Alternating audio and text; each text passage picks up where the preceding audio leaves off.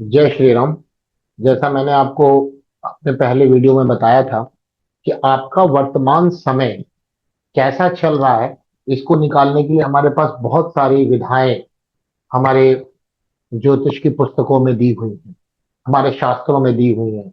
और बहुत सटीक ये फलादेश आता है, लेकिन उसमें आपको काम करना पड़ेगा, पूरी तरह से काम करना पड़ेगा तब। ये नहीं कि आपने बस कुंडली देखी और सब बताना चालू कर दिया। मतलब उस कुंडली में क्या देखा जो आपने बता दिया। आपको योगी हैं कोई, आप योग पुरुष हैं कोई, आप ज्योतिषी हैं। ज्योतिषी का मतलब कैलकुलेशन। कैलकुलेशन में आपको समय चाहिए। जो आजकल दुनिया भर के ऐप चल रहे हैं, मुझे बड़ी एलर्जी हो गई उन सबसे। मैं जब से मैंने सुना और जब से मैंने देखा कि बस देखते उसमें एक ही मैटर आता है। तो उनकी वो जो है, किसी से उनका चलता था, वो भाग गई, वो वहां चली गई, उनका टूट गया, वो ब्रेकअप हो गया, वो यही सब चल रहा है। ज्योतिष इसलिए नहीं बनाई। ज्योतिष बनाई गई कि आपको जीवन में किस प्रकार के कर्म करने हैं जिससे आपको सक्सेसफुल आप हो सके। आपकी एजुकेशन कैसी है, आपका प्रोफेशन कैसा होगा, आपका करियर कैसा होगा, आपकी जो जो भी लाइफ है वो कैसी चलेगी, और खराब है तो कैसे सही चलेगी, और प्रेजेंट टाइम का क्या समय चलना है। ना कि ये सब छिछोरापंती करने के लिए ज्योतिष को बनाया गया। मैंने ज्योतिष में 20 साल दे दिए और सब सुन के बाद दुख होता है कि ऐसे मूर्ख टाइप के लोग जो है, वो सब वहां पे ये सब चीजें को क्वेश्चंस पूछते रहे। और जो आंसर दे रहे हैं वो भी बेचारे क्या करें, उनको भी पैसा सबको चाहिए तो वो अपना कर रहे हैं। मुझे वहां आंसर देने वाले में कोई समस्या नहीं है, लेकिन वहां ये समस्या है कि वो देखते कैसे निकल आता। कैलकुलेशन तो करनी पड़ेगी ना। भाई आपने कोई सिद्धि थोड़ी ना प्राप्त कर रखी है जो आप बस इसे देखते हो और सारे प्लेनेट कूद कूद के निकल के आ रहे हैं कि यहाँ ये हम ये करेंगे, हम इसके साथ ये करेंगे। ये सब ऐसा कुछ नहीं होता है। आपको कैलकुलेशन करनी पड़ेगी क्योंकि आप ज्योतिषी हैं। एस्ट्रोलॉजर मीन्स कैलकुलेशन करना, कितनी मैथमेटिक्स आपकी स्ट्रांग है, कितनी जल्दी आप अपने कैलकुलेशन कर सकते हैं। तो आपको वहां पर आप सही प्रेडिक्शन कर सकते हैं। तो उसमें से एक मैंने लास्ट अपने शायद लेक्चर में या वीडियो में आपको बताया होगा कि एक ये मेथड हमारे पास है कि जैसे हमने बताया था कि कैसे आप नाड़ी सिद्धांत के अनुसार long transit and short transit कैसे कैलकुलेट करेंगे। आज एक दूसरी विधा के अनुसार कृष्णमूर्ति पद्धति से भी आप उसको कैलकुलेट कर सकते हैं। ये मैंने कुछ कैलकुलेशन पहले से करी हुई है, तो उसी के ही अकॉर्डिंग मैं आपको समझाने की कोशिश करता हूँ। देखिए, जैसा आपने सुना होगा कि प्लैनेट जो ट्रांजिट के होते हैं, यानी गोचर में जो प्लैनेट चलते हैं, वो अपना फल दशाओं के अनुसार देते हैं। अकेले ट्रांजिट कोई इफेक्ट नहीं देगा, अकेले कोई दशा अपना कोई इफेक्ट नहीं देगी। इफेक्ट कैसा होगा? चलने वाली जो दशा है, वो ट्रांजिट को मिला करके फल देती है। और जो ट्रांजिट को मिला के जो फल देगी, वो कैसे फल देगी? वो सर्वाष्टक पे बहुत कुछ निर्भर करता है कि सर्वाष्टक में उसको नेटल चार्ट में कितने पॉइंट मिले, सर्वाष्टक में जो चलने वाला प्लैनेट की ट्रांजिट कंडीशन क्या है, उसमें कितने मिले, वो भी आपको देखना है। और कभी भी ऐसा नहीं होगा कि जो चलने वाली दशा या ट्रांजिट है वो आपके हॉरोस्कोप में जो प्रॉमिस है उससे ज्यादा दे दे। अपन चले मान लीजिए धन योग की बात करें, कुछ थोड़ा सा अच्छा खासा धन योग बना है तो आप करोड़ों में नहीं जा पाएंगे। या करोड़ों का बना है तो आप बहुत, अगर खराब दशा चली तो आप बहुत नीचे नहीं चले जाएंगे। ये डिपेंड करता है कितना खराब और कितना अच्छा है। इन सब बातों को आपको कैलकुलेट करना है। तो अकेले दशा और अकेले ट्रांजिट कभी भी अपना इफेक्ट नहीं देंगे, दोनों का कॉम्बिनेशन से आपको इफेक्ट समझना है। पहले आप दशाओं की स्टडी कर लीजिए। दशाएं अगर आपको फ्रूटफुल लग रही हैं कि इस समय में ये चीजें हमें मिलने के चांस लगते हैं, तो क्या वो मिल सकता है कि नहीं मिल सकता है, उसके लिए ट्रांजिट में कृष्णमूर्ति जी ने एक कॉन्सेप्ट दिया है। वो आप समझ लीजिए, बहुत आसान सा कॉन्सेप्ट है। इसमें हमें 4 प्लैनेट को देखना है। कौन से planet? Jupiter, Saturn, Rahu and Ketu. Jupiter, Saturn, Rahu and Ketu. Jupiter और सैटर्न ही आपको देने वाला है। लोग बोलते हैं सैटर्न ये हमसे छीनने वाला नहीं, उसका नेचुरल सिग्निफिकेंस है ना, वो क्या नाम है, चीजों को एकांत में लेके जाता है। लेकिन जीव कारक और कर्म कारक जो नाड़ी कहती है वो मिलेंगे तभी वहां पे लगेगा। तो मैंने केवल एक समझाने के लिए मैंने जुपिटर की डिग्री वाइज में आपको समझा रहा हूँ। तो उस हिसाब से आप सैटर्न भी कैलकुलेट करेंगे, उस हिसाब से आप राहु को भी कैलकुलेट करेंगे, उस हिसाब से आप केतु को भी कैलकुलेट करेंगे। और अब कृष्ण मूर्ति में ये देखेंगे कि कौन सा हाउस एक्टिवेट है। नाड़ी में देखा जाता है कि कौन से प्लैनेट को वो अफेक्ट कर रहा है, हिट कर रहा है। और केपी में देखा जाता है कि किस हाउस को वो एक्टिवेट कर रहा है, यानी हाउस की अच्छी स्टडी केपी में मिलेगी।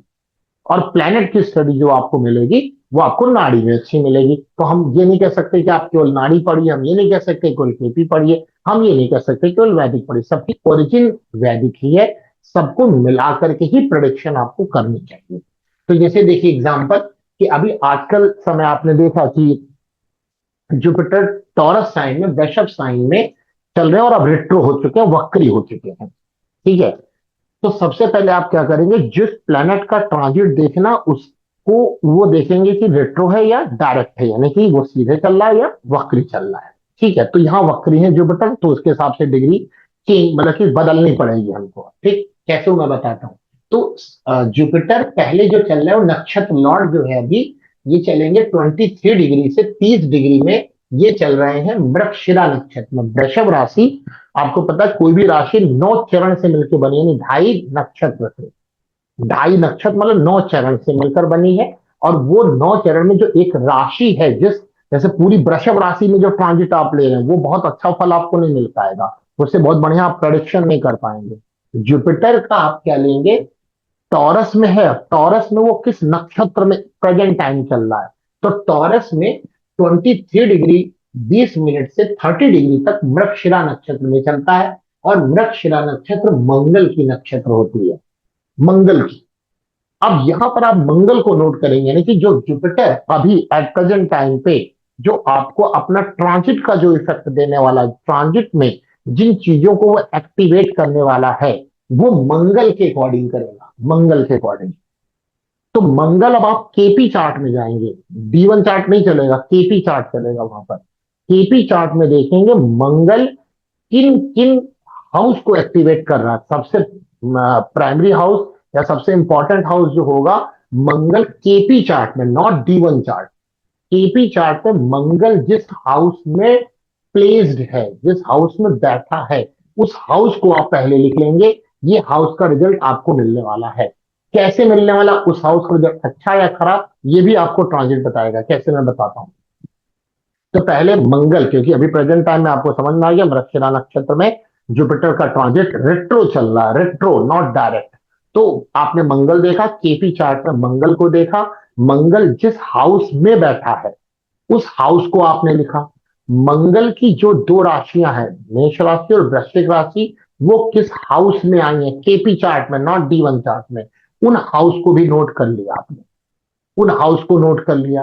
अब आप क्या करेंगे, विंशोत्तरी दशा के अनुसार देखेंगे क्या दशाएं, विंशोत्तरी में अंतरदशा स्पेशली, अंतरदशा में क्या वो दशाएं, अंतरदशा क्या उन हाउस को एक्टिवेट कर रही हैं। कैसे, अपनी दृष्टि से, अपनी प्लेसमेंट से, अपनी राशि से। ये जो देखना है ये आपको D1 चार्ट से देखना है। कब, जब आप अंतरदशा देखें तब।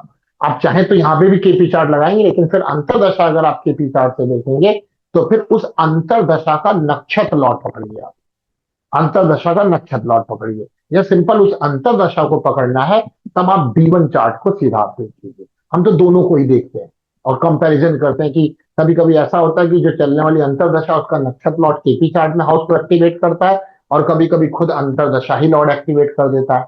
तो वो कर रहा है कि नहीं कर रहा है, ये तो ट्रांजिट पर डिपेंड है। तो हम क्या करते हैं कि D1 चार्ट में जिस प्लैनेट की अंतरदशा चल रही है, वो प्लैनेट D1 चार्ट में जहां बैठा उसको पहले नोट करते हैं, उस हाउस को, उसकी जहां दो राशियां आई उसको नोट कर लेते हैं।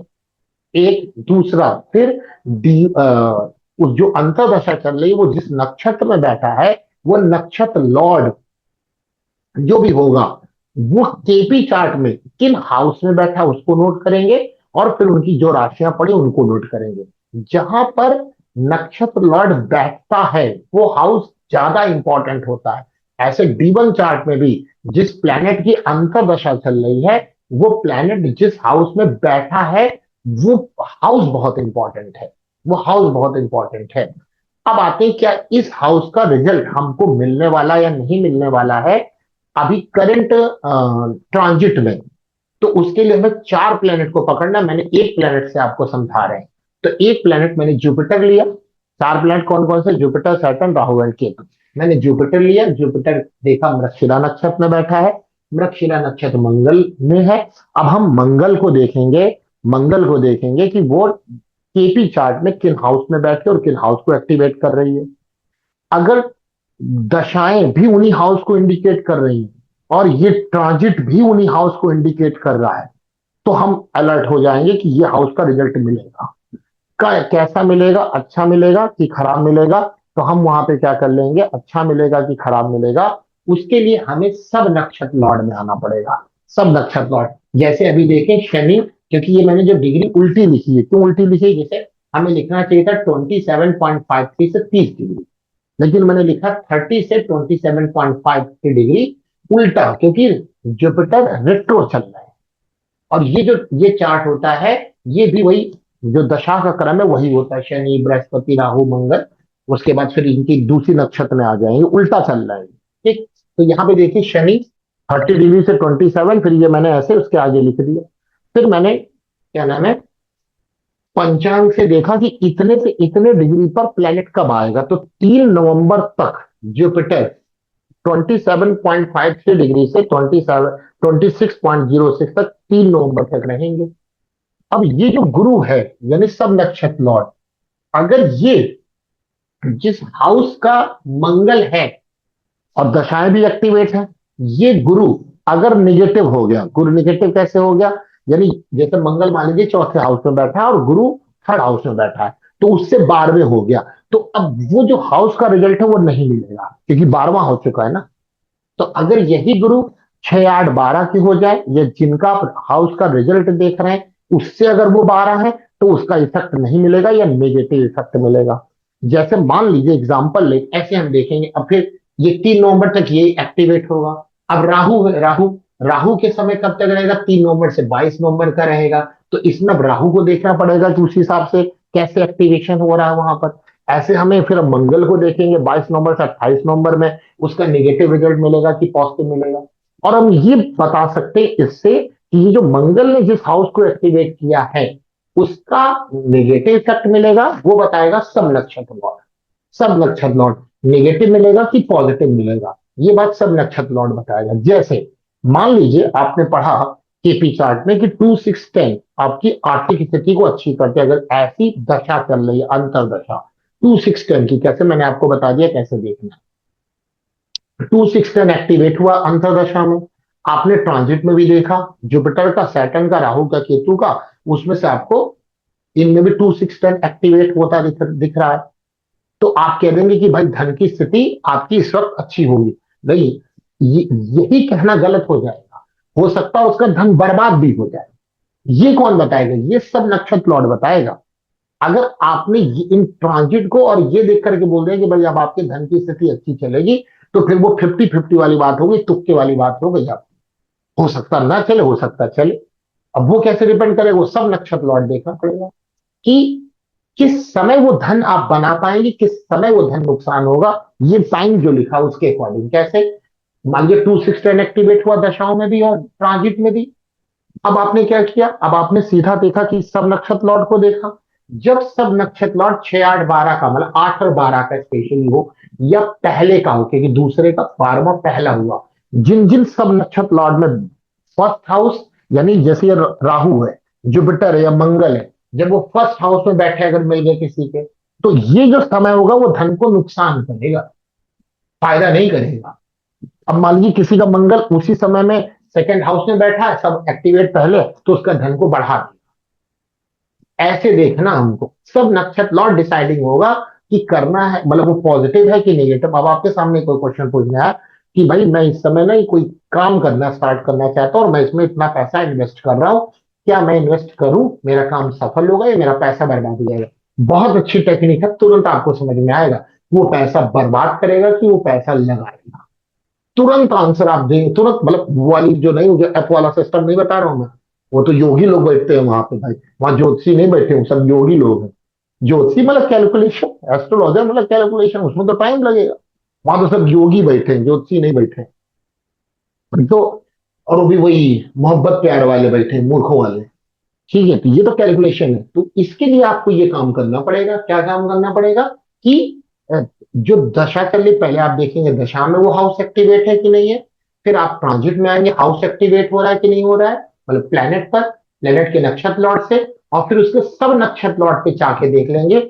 और मान लीजिए कि गुरु के समय में उसका निगेटिव इफेक्ट हुआ पड़ा है, मतलब मतलब धन की स्थिति है तो पहला हाउस एक्टिवेट है या आठवां या बारहवां एक्टिवेट है, तो आप कह देंगे भैया 3 नवंबर तक रुक जाओ। अब उसके वो बोलेगा चलो हम रुक जाते हैं, लेकिन स्टार्ट कब करें? अब तो आप देखेंगे कि कोई ऐसा प्लेनेट मिल रहा है क्या कि जो 2 6 10 का, 2 और 10 का हो स्पेशली। तो जब वो भी कहाँ पे, सब नक्षत्र लॉर्ड में वो मिला, कह दीजिए इस पीरियड में आप स्टार्ट कर लेंगे, आपका काम बन जाएगा। ये होती है एस्ट्रोलॉजी, इस प्रकार से आप आंसर करेंगे, आपका आंसर 100% सही जाएगा, लेकिन कैलकुलेशन करनी पड़ेगी। उस कैलकुलेशन का चार्ज लीजिए, ऐसा फ्री में सेवा तो कितनी हो सकती है, जितना कर सकते करिए, वरना चार्ज लीजिए, वो तो डिपेंड करेगा, बट कैलकुलेशन करिए इस प्रकार से, तब आपका आंसर एकदम सही जाएगा। ऐसे और भी अपने पास टेक्निक्स हैं, अभी हम लोग नेक्स्ट वीडियो में उसको हो सकता है मैं डिस्कस कर लिया, कभी किसी वीडियो में मैं उसको टेक्निक को आपको बता दूंगा, और आप यूज करिए, कमेंट करके बताइए कि लग रही कि नहीं लग रही। नहीं लग रही तो आप कैलकुलेशन मिस्टेक कर रहे हैं, क्योंकि नहीं लगने का तो क्वेश्चन ही नहीं उठता, लगेगी ही लगेगी, देखना सही है बस। तो मिलते हैं हम लोग नेक्स्ट में, तब तक सभी को जय श्री राम।